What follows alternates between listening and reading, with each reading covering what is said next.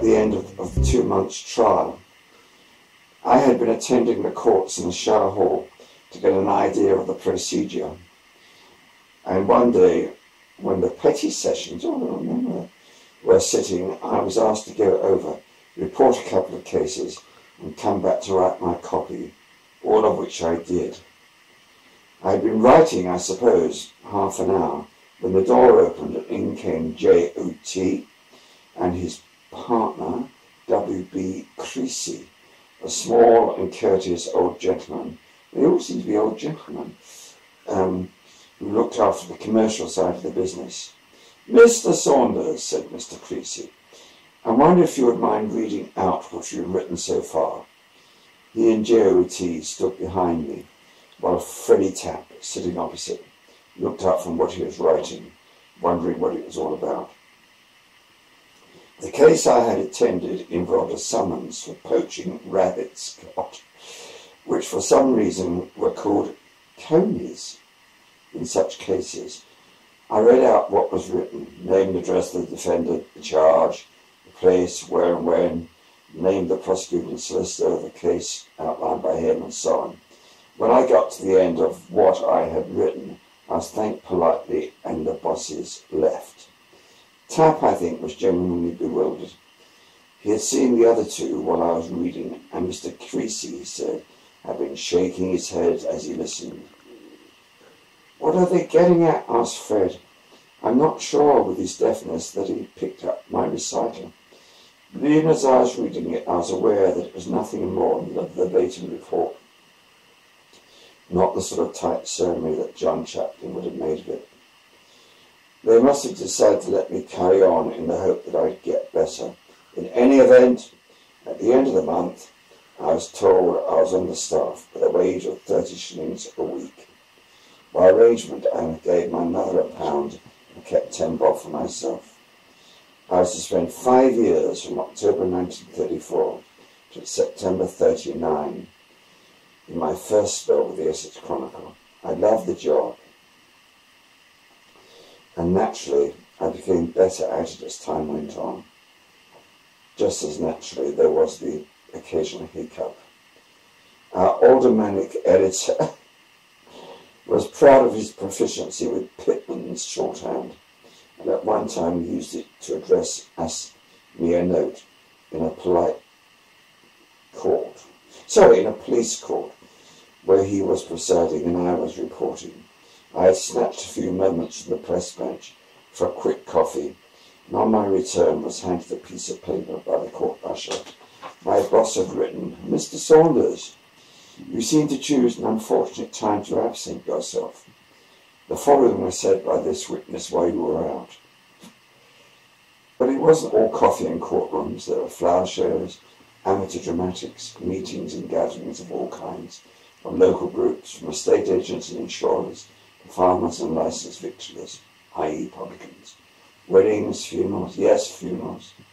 With other local reporters, I would stand by the church gate, I used to have to do this, and ask people for their names as they arrived. They will be printed in the report of the obsequies. The more the better, on the assumption that people would buy the paper to see their names in print. It would be embarrassing if there was a complicated and double-barreled name and the party went on before you could check the spelling. A very grand-looking couple arrived at a funeral in an old country church and announced themselves the Marquess and Marchioness of Dufferin and Arva. The beerage, that was, the Guinnesses. They went down as a squiggle, with a tilt of the notebook, so they couldn't see. Eventually, a fellow reporter from the Essex Weekly News came to my rescue afterwards. There was a great deal of deference to persons of rank in the, in the pre-war years, not only to those with titles, but to the gentry of the county, the Ruggles Bryces, the Capel Cures, the Carn Rashises, the Peters and the Whitmores. The death of any one of them was treated as if it were a tragedy of epic proportions. When Sir Richard Colvin, the Lord Lieutenant, died in 1936, the paper expressed its deep grief and devoted column after column to panegyrics of his life and reports of the funeral. I remember covering funerals like that. There used to be the Chron rashes and the cable cures and the Peters. They went like this: Admiral Sir Whatnot Chron rash, representing Lady Peter. And the next one was Lord Peter, representing Colonel Cable Cure. And so it went on. So you had this notebook full of about only 4 names, all representing. That takes me back, that really does. But our all-time favourite aristocrat was Frances, Countess of Warwick.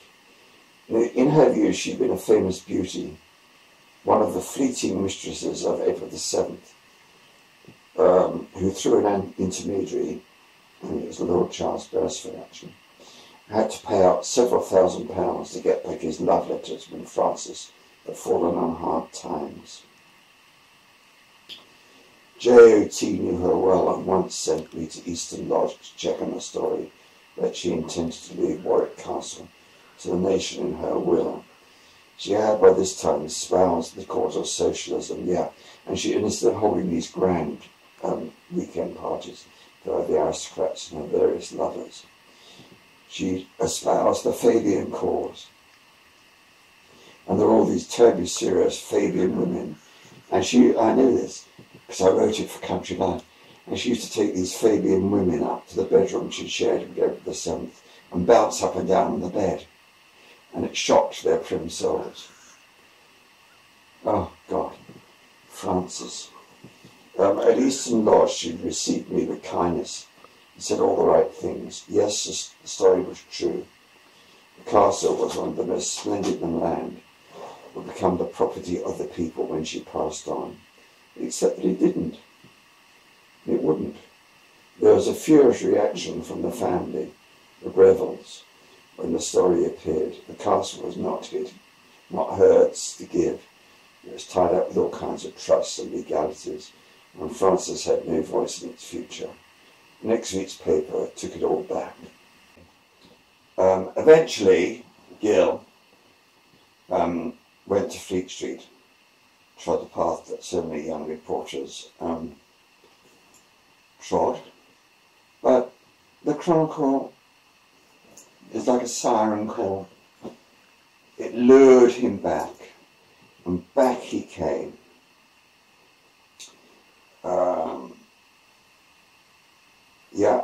The Chronicle wanted him to be news editor. I don't know whether that happened. But he came back. And there he met my father-in-law. The lovely thing was that Gill, as my father-in-law always called him, for whom he had the greatest respect, has actually included him in his book and paid him these lavish compliments. But his impeccable shorthand, his shrewdness, his ability to get a story out of nothing, and his hard work. He's a really hard worker. And he deserved everything he got. Fleet Street success and adulation. Friend of Prime Ministers. Friends of many government ministers. Political to his toes. He was a brilliant politician too. Very right-wing. But incredibly clever. And I'm eternally grateful to him because it was through his contacts in Fleet Street which got me there. So yeah.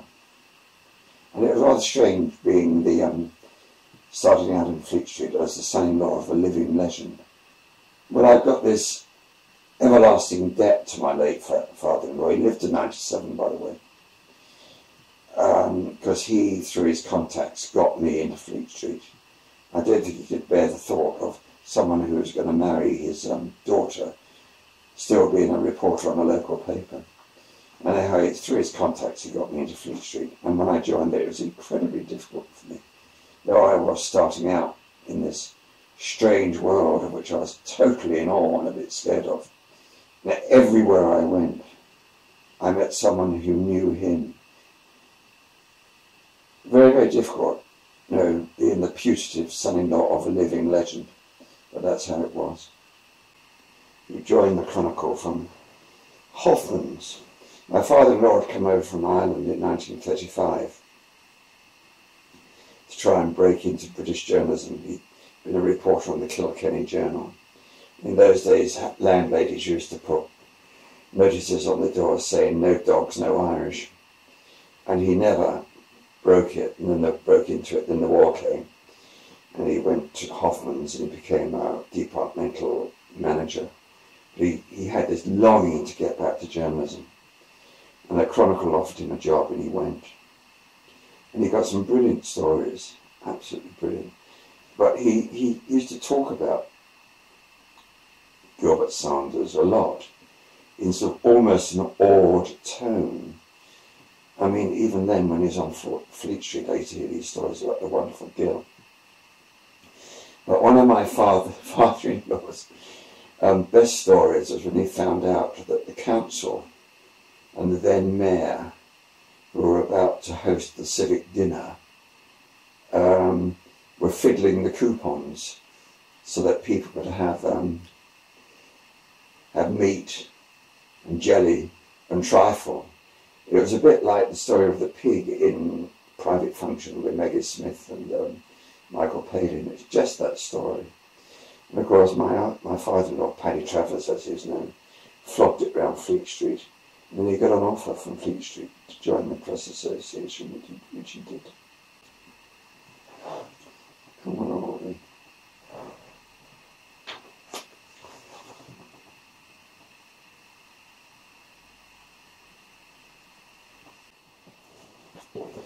Well, Gil was in the Chronicle. He'd had that Frederick March, one of the biggest stars in Hollywood at the time, had been admitted to Chelmsford Hospital. Why Chelmsford Hospital? I don't know. I wrote him, he said, this is Gil's words, I wrote him a note asking him if I could see him before he left. He telephoned me, good heavens, inviting me to call on him in his private ward, and a delightful man he turned out to be. He was in Britain to make a film about Christopher Columbus. I remember seeing that. And he had a bladder infection, but he was well enough to walk around. He needed to visit the bank and buy some things, and suggested we talked as I showed him around. We had a good front page that week, because it was Gil talking to Frederick March. Our rival, the Essex Weekly News, knew that the film star was in the town, but did nothing about it. They still observed the shibboleths and stayed with the old ways, and consequently fell further and further behind in circulations. Eventually the paper went under, becoming a freebie and living on what it could raise in advertisements. One of the most pleasurable things about this book is reading about Gil Saunders' memories of my father-in-law, a very ebullient Irishman called Travers, Arthur Travers, who came to Chelmsford in 1935 in an attempt to break into British journalism. He'd been trained on a weekly paper in Kilkenny, his hometown, called the Kilkenny Journal. Very, very competent. But in those days, landladies used to put notices on their doors, "No dogs, no Irish." And he just couldn't break into the English media. So he went into Hoffman's, and he rose quite high there. I think in 1945 he was earning £1,000 a year, which was a hell of a lot of money. But at the end of the war, he was so desperate to get back into journalism that he badgered the Chronicle to take him on. And I think they paid him £2 a week. Well, there in situ was Gil Saunders and John Chaplin and the others. And my father-in-law had the most impeccable shorthand. and a very, very sharp mind. He was brilliant as a journalist. Anyhow, he wasn't there terribly long before the word got out there was this miracle worker on the wonderful shorthand, wasting his time on the Essex Chronicle. And the Press Association, Her Majesty's Press Association as we called it, recruited him. And he only stayed there for a couple of years. And that he joined the Telegraph and achieved some pretty wonderful things. Thank you, Gil, as my father-in-law always called him, for writing about my father-in-law and all these other people in this book, who my father-in-law, even when ascended to great glory, talked about with incredible affection. So yes, Gil, thank you very much for talking about A.J. Travers and writing about them. Lots of memories.